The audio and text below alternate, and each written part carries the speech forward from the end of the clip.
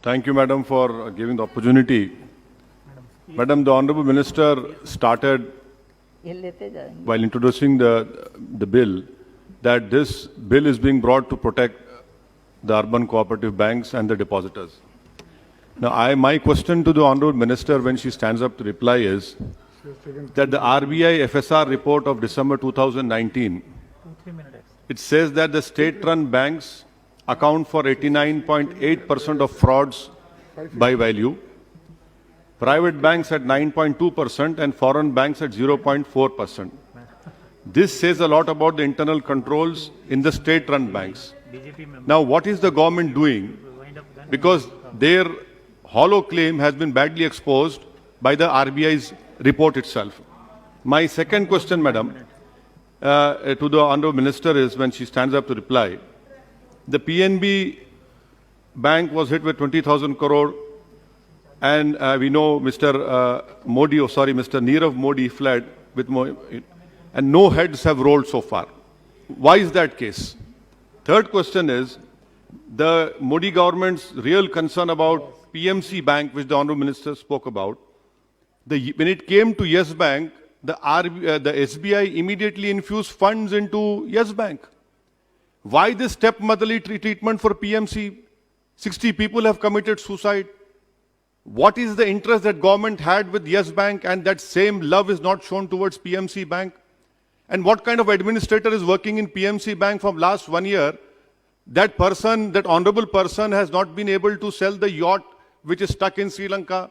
2 aircrafts are stuck in Mumbai airport. This is the love of this government for PMC depositors who are suffering day in, day out.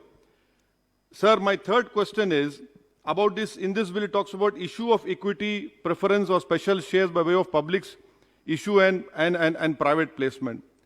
Are you trying to say that now SEBI will interfere in it? Because this issue of equity and public issue, are you bringing in SEBI? Please enlighten all of us. My fourth question to the Honorable Minister is that RBI is being given power is the government claim.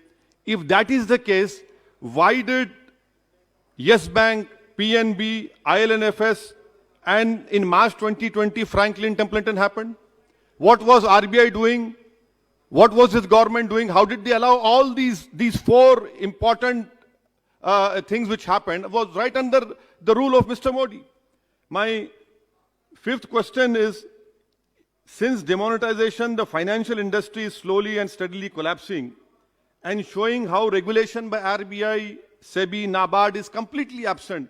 So the way banks are now suffering, I feel one of the reasons is because of this unplanned Tughlaq-like decision of demonetization. Madam, sir, my sixth question is, this frauds reported by banks, which I said in the first point, about 1 lakh and above fraud has increased by 28%. Who's responsible for this?